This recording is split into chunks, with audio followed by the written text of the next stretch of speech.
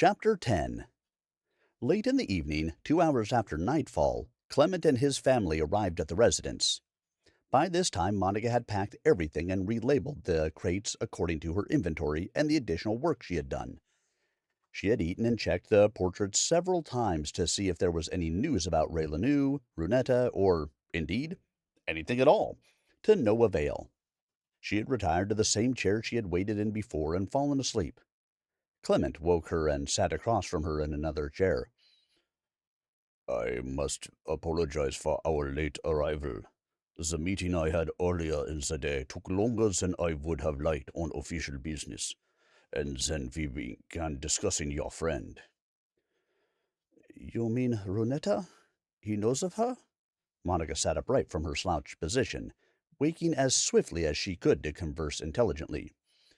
Yes, she did. Yes, he did. She, like most aristocrats of her stature, wandered from one formal occasion to the next, living lavishly and fomenting discord in her wake.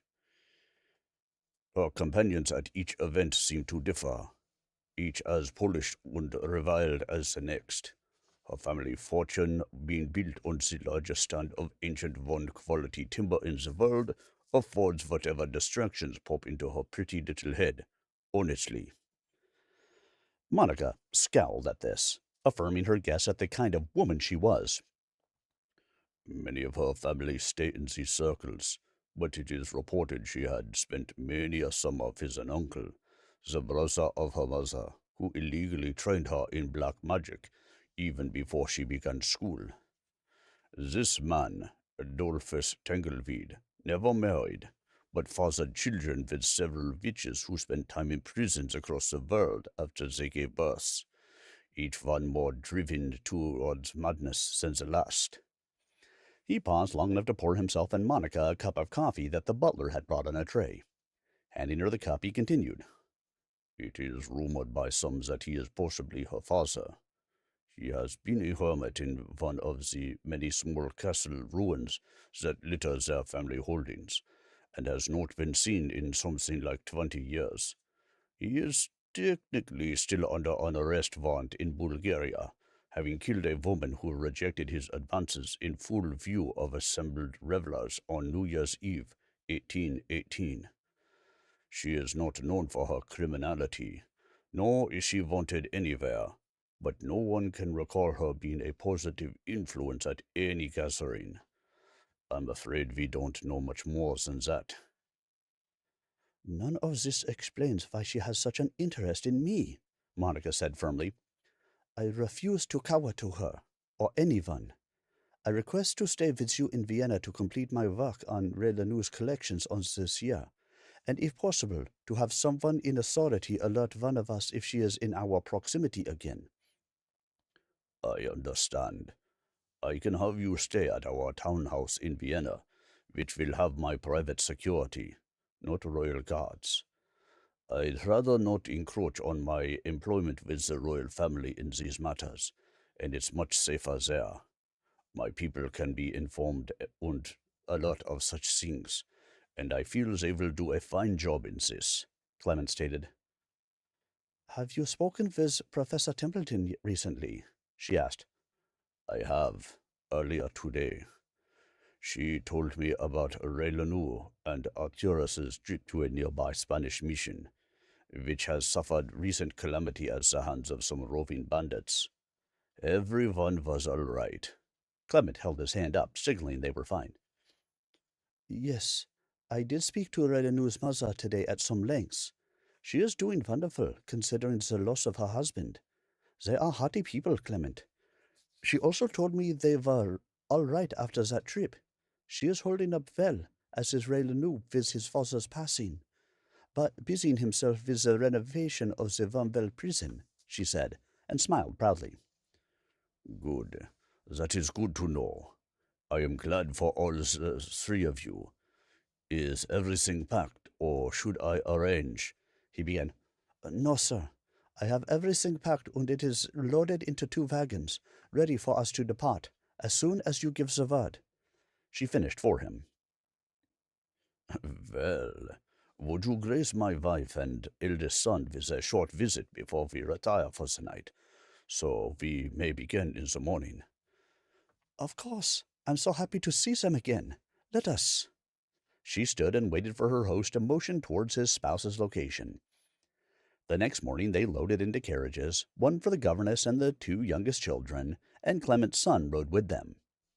Two carriages of his personal soldiers and equipment, and two with the cargo and luggage at the rear. Three men in Clement's personal service rode their own horses, in front of the column first thing in the morning, but had moved around several times before midday, speaking with all of them at one time or another. It was nearly 200 miles from Lake Königssee to Vienna. They would take several days to reach their destination, even with the excellently maintained roads on their route.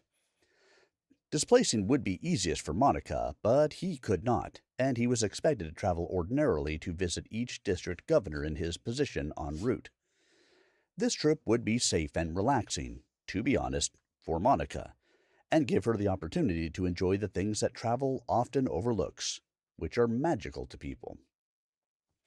The professor had spent his time since speaking with Arterous scouring his books and papers, and trying to see if his new reports of chaos in relation to the mission and its hardships, even that strange stick-handled fly swatter, had any connections. So late into the night that he fell asleep, after finding nothing of note to reference, he finished by inscribing the stated facts in the special book. After acquiring the copy he had sent to Klement to show Ray to inscribe the events surrounding John Tellafrog's illness and now his passing, he had begun locking himself into the secure study room in his London home. It was on the third floor, at the back with only two tiny windows which had been long painted shut and couldn't be opened from the outside, if they did budge at all. He had been warned of its rarity and importance, and took all of it, as well as the weight of this inquiry, very seriously. Even his housekeeper had no key to this room, but she was used to him locking himself in there for long periods over the years anyway. She had no reason to suspect that this instance was any different from previous scholarly work in which he had behaved this way. A single pot-belly stove had replaced a fireplace some years back, and its crooked stovepipe had never been cleaned. It would sweat and leak coal dust, leaving a mess on the floor, which his housekeeper constantly complained about. Sometimes the wind blowing across the rooftops, or perhaps children scaling the building and playing around on the roof, would cause it to wiggle, making it squeak and creak. He thought he began to hear that sound and roused from his slumped position across the desk just a little. He fumbled, eyes half open, for his glasses on the desk. Then he did detect rain falling outside. Occasionally a gust would blow some drops against the tiny panes of glass and make a tink-tink sound. So he relented, overcome by sleepiness, in the search for his glasses. But then he heard the unmistakable sound of softly clad footsteps, and he shot back in his seat, flung his arms forward to the desk, and rummaged around for his glasses so he could see. It was a very tall figure by the small windows. The combined factors of barely waking, no glasses, and the glare of outside light behind it made it impossible for him to tell who it could be. When he got his spectacles properly mounted to his ears and nose, and he adjusted to the light, he was sure he had no idea who this was. They were at least 7 feet tall. They had pure white hair hanging down the sides of their face to mid-chest, with a hood on their floor-length overcoat. The clothing was all very dark gray, very soft in appearance, almost out of focus. "Who are you? How did you break into my home?" the professor demanded. I am Cleet. You have inscribed some strange occurrences in the book, sir. The figure slowly approached the professor. Cleet then lowered his hood, letting his hair fall around his shoulders, and his face came into focus. He had very sharp features, flawless skin, electric blue eyes, not glowing but definitely self-luminescent, and tall, pointed ears. It was, without a doubt, a high elf. Sir, Cleet, you are, Are you? he tried to ask. A high elf. Yes, I am. As I said, I am here because of your writings in the book. It is curious to us, and anything that catches our attention is important. You must assist your companions to compel their efforts to collect information regarding Mr. Tellafrog's illness and record it for us. He stood perfectly still, penetrating the professor with the seriousness in his eyes. You have a copy of the book? The professor asked. Of course. We created the books for our own purposes, and the magical world has corresponded with the events of the world and its complexities to us, and we have used the books for thousands of years. It is usually the only communication we concern ourselves with from what you call the mortal world. You are now one of 3 living persons who know we still exist. For the sake of yourselves and your friends, it must remain that way. Not even your friends may know of our meeting. I am here only to impress the importance of their search on you and the dire consequences of revealing our meeting. Nothing more. Cleet slowly bowed his head, and then was simply gone. No whoosh, no slight vacuum in the space we would dislocate from, were that a wizard or sorceress. No light, no distortion, nothing. The High Elves are, of course, in our magical histories, but in the last 300 or 400 years they have fallen from former fact into myth, even in our circles, he thought.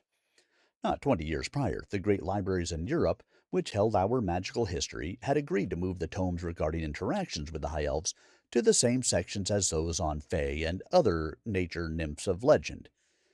Many magical creatures are under our protection, and far too many go uncared for at all. Without research, I would wager it was over 2,000 years since any direct interaction with High Elves was recorded, and even that may be spurious. This was serious, and the professor decided to determine if anyone was available to discuss this new urgency. He straightened himself up and went to unlock the door and nearly knocked his housekeeper over to the ground floor where the portrait of the Tellafrogs was. No one was visible, so he went quickly to the 2 he had of Klement, and neither was occupied. What to do? Arterous did indeed arrive at the junction going to the Loggins' homestead and paused to inspect the area. The skies above were shrouded in wispy gray clouds that barely covered the sun from this place, making it hot and dreary even after such a cooling rain. No one was in sight, and the wind made the trees nearby fling water off the leaves now and again. There was no damage like he had observed at the Tellafrogs. That was good. It looked as though the heavy rain was fairly far off now, and didn't appear to be storming in the direction of the mission. He didn't see any lightning striking this side of the storm either. It was going somewhat north of his current route. He felt safe going on to the mission, keeping Cat on his shoulder, since no one was around. He was wrong, however. Someone was around. A single Comanche scout was in the trees to the north, and although it was a quarter-mile off, this lone observer could tell that a large bird of some sort was sitting on that lone man's shoulder. Then the Comanche witnessed the strange man vanish. This time he appeared right outside the front gate to the mission, with doors wide open, hanging from the hinges, which had been blown around in the storm. The latch must have broken off and was lying on the ground near the wall. He had a good look around in all directions, trying to see if anybody was nearby. When he had satisfied himself he was alone, he loosed Cat and started inside. Everything was still wet and dripping. Pans or buckets left outside had filled with rainwater. There was close to 4 inches of rain in that hour-long storm, and this time the trough outside the front gate was full. Inside the walls he didn't see much damage either, but it was obvious some strong winds had hurled things around. The dust of late summer that was here before had washed away, and aside from the blown-in debris like leaves, it in fact looked better than before. "Father Callious, are you here? It's Arterous Metternich," he yelled, while looking around. At first there was no answer, but then he did perceive a muffled voice from behind the chapel. "Yes, down here." It was Father Callious. Arterous went around the left side of the chapel and to the back, where there was a thick, well-built door to the right he hadn't seen before. Father Callius's quarters were to the left of this door, probably concealed earlier by a rack of barrels between the two. "Down here, my son." He could hear the father was behind this new door easily now. "The rain has swollen this door. It is a bit stuck. Could you help me? It opens out. You will have to grip the rod to pull it out, I'm afraid." Yes, let me get a good grip on it. Arterous grabbed the round wooden dowel of the latch, which was in the open position, and pulled as hard as he could. It creaked and scratched as it inched past the stone doorframe. Then, pop, it opened. Father Callious fell onto Arterous as he was pushing from the inside. He helped the father up and steadied him. "Thank you, thank you. I went down there when I saw the storm coming, somewhat needlessly, I fear. It didn't sound as bad as I had feared it might. Things look remarkably good around here, I must say," as he surveyed the area. "We tried ourselves to build a new door for that basement. We are not very good carpenters, I fear. It is obviously too tight. So what brings you back here, my son?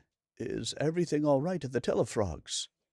he asked as he kept trying to brush the dust off his black priest's robes. There was a tornado at the Tellafrogs. We were concerned about you here alone, especially if it had come this way. "It was a violent storm, no doubt. Buckets of rain and wind, incessant lightning and thunder the whole time. But I don't believe I heard anything like a tornado here. Is everyone all right?"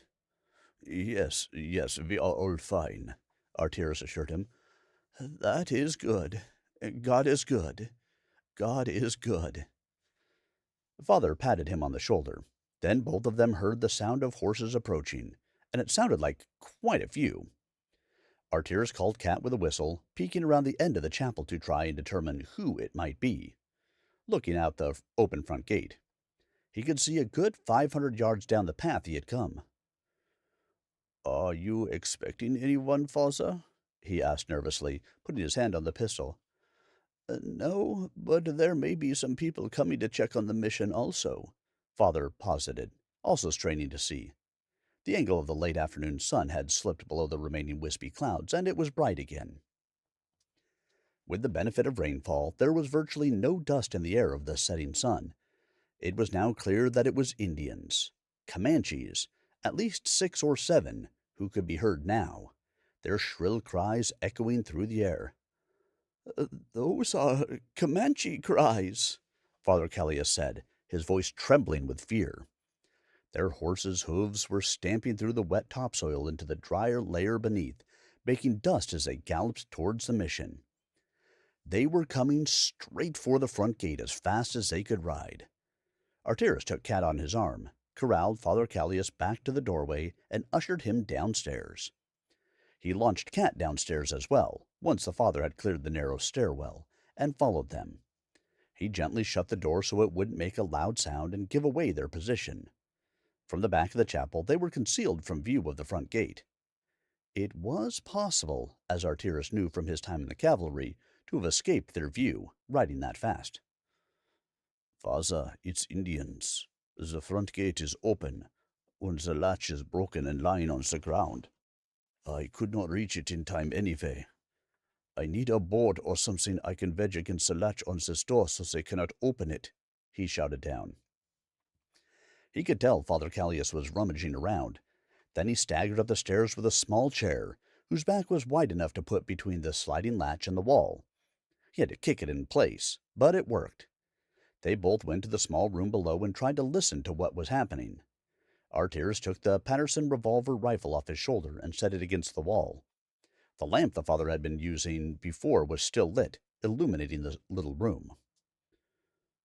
"I need to send word to Rail News that we are trapped here. Can you write a note I can send out with my owl?" he asked the father. "It's all my fault. All of this. I caused it all. I was just trying to help everyone. Father Callious began sobbing and fell into the chair at the desk, slumping over it. Arterous went and grabbed him firmly by the shoulder and shook him. Father, compose yourself. You must stay quiet or they will find us. He spotted the loose papers and pen. He grabbed a piece and wrote, "Mission under attack from Indians. We are trapped in the basement." He tore the small part off that he had written on, called Cat, and wrapped it around her leg. Looking around for some string, he couldn't find it, so he pulls his wand and points it at her leg. Now it's tied tightly with a cotton string. Father Callious sees this and says, "No, you cannot show them you're a wizard, my son. They will kill you. Magic may have caused all of this." Then he stopped and stared blankly at Arterous, having let something slip he didn't want to. None of that matters now, sir. We must survive this first. Arterous was gathering the few preloaded cylinders for his pistol and rifle, as they were the same. He pulled another chair next to the wall by the stairs, set the 3 cylinders on it, ball side down, so the caps would have no chance of falling off. Now they can tell by the sounds that the fighters were inside the chapel above, banging, breaking, just destroying everything. They both froze, scanning the ceiling and tracking their movements as best they could. Arterous looked at Father Callious, who had resorted to covering his mouth with his less swollen hand. He was so nervous that Arterous could hear the nervous breath passing through his nostrils, making a faint whistle sound, but not loud enough to give them away. They listened intently, and when the Comanche went out the front of the chapel and towards the sheds at the front gate, Arterous went up the stairs, with Cat on his right forearm. He whispered to her, "Cat, fly over the top of the building right away, and then go to Relenu as fast as you can." He approached the door and moved the chair away as quietly as he could. He listened intently one more time, and the intruders were not audible anywhere close. Maybe they were even gone. Arterous pulled his pistol with his right hand, cocked the hammer, and slid the latch to the open position. Then he remembered how he had jammed it shut. Maybe he could do it slowly. He tried. No, it would take swift and decisive action to get it unstuck.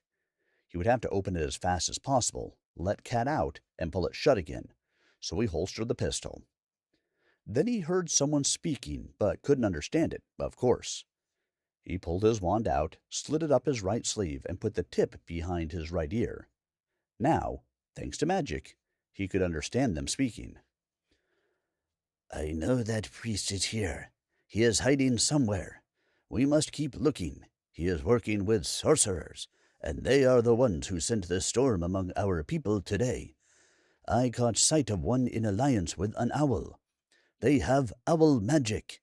None of us are untouched by the devastation today. This evil comes from here. Stay quiet and keep looking." They spoke amongst themselves in low, calm voices, but then Arterous heard them walk back into the chapel, located above the basement. However, the path to this door was far enough away that he felt he could open it, let Cat out, and shut it before they could reach him. He took a deep breath, exhaled, and looked at Father Callious, who was holding his hands clasped together over his mouth and was very nervous. He put his wand between his teeth. Grasping the peg handle with his right hand, he stepped back and hit the door as hard as he could with his shoulder. The door did spring open. Cat immediately left his arm, but the force of opening was such that Arterous's foot caught on the threshold as his body weight went over the center of his boots, and he fell forward onto the muddy ground. His wand flung out of his mouth, probably 4 feet away from him. He looked up and around, and there were 4 fighters to his left near the front of the chapel, 50 feet away. Then he looked straight ahead, and there was one on top of the surrounding wall, who spotted him instantly, and drew his bow instinctively fast, and held it as Arterous scrambled back towards the doorway. The door had flung all the way flat against the wall, so reaching the opening, he reached for the latch peg handle now 3 feet from the doorway, when he was hit with what felt like a white-hot poker having punched through his back, below the ribs on the right side. He spun around, trying to essentially fall back with his body weight to slam the door shut again. Another arrow slapped his right arm off the latch so it didn't slam, but it did close. His arm was pinned to the door now, and he reflexively tried to pull it free, but it just broke the shaft off, leaving the arrowhead in the door, and he realized now the arrow had missed any serious blood vessels somehow, but his arm bone was cracked, if not broken. It was excruciating, already swelling and stretching at the adrenaline-filled skin. Arterous was sitting now, couldn't lean against the wall because of the one in his back, and one had pierced between the bones of his right arm. So he reached up with his foot, pushed the latch shut, and pushed the chair in its spot to hold it as best as he could. "Father, please, come help me to get down there," he shouted. No sense in being quiet now. He could hear them talking and shouting at the door, but had no way to know what they were saying, as he had lost his wand outside. Father Callious was still crying, still near crippled from the beating he had taken from before our first visit, made his way up the stairs and helped Arterous to stand and go back down the stairs. They collapsed into a pile at the bottom of the stairs on each other, Arterous's back slapping the wall and breaking the arrow's feathered end off and pressing it further out the front of his abdomen. Blood was running down his front and back, pooling around his waist and down to the ground in large volumes now. He was feeling quite faint now. "Father, please try to pull this one out of my arm. Tie it tight with the cloth. I will try and keep them away from us by firing up the stairway. If you can help me use a chair to rest my rifle on. Please," Arterous labored out. Father Callious was still weeping, crying, saying that it was all his fault. He took his handkerchief out and went to Arterous. He shakily grabbed the long feathered end of the arrow shaft and went to pulling on it, twisting back and forth. Arterous let out a loud cry, and as the broken end passed through the hole in his arm, he passed out for a few seconds. By the time he had come around, the arm was tied up. His head flopped around in a circle for a moment. He saw the arm and watched the father trying to dab at the arrow in his stomach, sobbing. "Stop, Father. That one must stay. If I take that out, I will be dead much sooner. But I am going to die today." Arterous also knew that with these injuries, there was no way he could dislocate. Even if he could, who would help? Breilanu cannot dislocate at all. There was no one to get help from. "Go, and say whatever prayers you need to for a dying man. But in the process, bring me that chair and put me at the bottom of the stairs." The fighters above were hitting the door with something. Maybe the splitting axe the priests used for firewood. It was hard to tell. They stopped striking the door for a moment, as Father Callious and Arterous got the chair and rifle set up in their path in the narrow opening at the bottom of the stairs. Arterous heard the unmistakable sound of his wand being broken, and then their talking turned to whoops and war cries. "Father Callious, move away from this stairway, and say prayers for yourself as well. They found my wand. I dropped it when I got hit, and I am pretty sure they are blaming me for the tornado hitting their homes, based on what I heard earlier. They will surely kill us both." He pulled the pistol out of the holster and laid it on the chair seat, motioning for the father to hand him the rifle, which he also laid on the chair seat, barreled through the bars on its back, and then dug the extra bags of ball and powder out of his trail coat's pockets and set them on the ground by the chair. Looking around the room, he really wished he could move one of those big wardrobes over here in front of the entrance to this room. Neither of them could budge those things in the shape they were in. Oh, well. "This is not your fault, my son. It is my fault. I did all of this. I will make my confession to you so that someone can know what happened here that led to all this." He was still suffering from his bout of crying, but was speaking more clearly. "Father, telling me would be fine if we had time, but that will not help anyone going forward. You must write and hide, or secure somewhere, the facts of what has happened here. Breilanu or the Rangers We'll find it and know what to do. But we don't have time. Arterous was certain that even just blood loss was going to be a problem very soon. I will tell you as I write. You are correct, Father Callious agreed. The crashing of the door upstairs was intensifying, and Arterous was happy they were trying to push in as the door opened out. He heard a loud crack. The best he could figure was that it came from the peg handle on the outside of the door. They were screaming and chopping at it with their tomahawks. He was hoping he could last long enough to get shots off before he passed out. He was honestly unable to concentrate on the father's words and stay focused on the job. He was really wondering if he would have consciousness when they broke through the door. Arterous really didn't know which would give out first, the door or him. Father Callious was writing and talking, but the throbbing that started in his gut had gone cold now. The arm was swelling, still leaking, but not badly, but was throbbing badly, and the skin was burning from the tearing action of removing the arrow and it stretching under the force of swelling. So he concentrated and forced himself to watch the door. A small corner of the plank on the latch side at the top was being broken off, and then the hole then became large enough so one of them decided to reach in with their whole forearm. Arterous let a rifle round go into the side of that fighter, who was knocked clear to the ground. He tried to cock the hammer again, which was really difficult, as his arm was starting to straighten out from the swelling, so he couldn't bend it very well.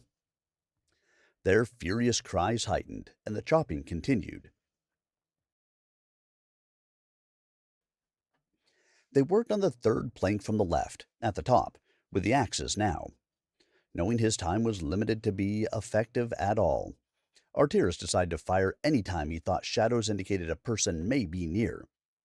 He kept adjusting to be effective. After a few more shots, his finger was swollen so much that he had to force it into the trigger guard. A couple more shots, and he couldn't get anything more than his fingertip into the trigger.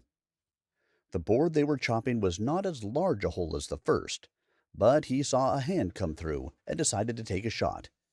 He missed. It was to the right against the wall, but even that sliding ricochet seemed to hit that person, and the hand disappeared, matched with screams of pain. Arterous noticed now that the throbbing was in his eyes, and it made it hard to hold his head still. Another hand came through, and he worked the trigger, only to hear a click.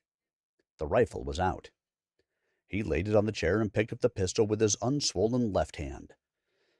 By the time he switched firearms and looked back up, they had run a rope between the two holes around the full-height board between the broken ones. Oh, they had figured out the door opens out. They were presumably going to pull it open with a horse. Father, they will have the door open in a minute. Arterous fired 2 quick shots, trying to hit the rope, fruitlessly. Hide that letter right now. Right now! He heard the horse being brought to the left side of the door, and he figured he wouldn't get a shot at the horse. Arterous heard the father scrambling around behind him to his left, stretched out on the floor, pushing something under the cockeyed large wardrobe, and then crawling on his hands and knees over to the wall by Arterous. I put it all in the letter, and wrapped it in deerskin and put that inside a rawhide map case. It should survive whatever they do to us, Father Callious said. Thank you for hearing everything, and I am sorry for what I have done. I thought I was doing good. It's all right, Father. God gives us forgiveness if we beg in humility in Jesus' name. Arterous had no idea what he was talking about. He fired twice more at the rope on the door. With a slow, ripping, cracking sound, the latch gave way, and the door flew open. The screaming and war cries were from maybe a dozen men, more than he had thought were there. As this last minute approached, Arterous's vision was coming and going with each heartbeat. He decided to fire as soon as he heard footsteps, which came a moment later. 1 shot, 2 shots, click, and a tomahawk crashed into his forehead. Father Callious was grabbed, and they cut his throat and threw him down, pointlessly hitting him in the back with their tomahawks as well.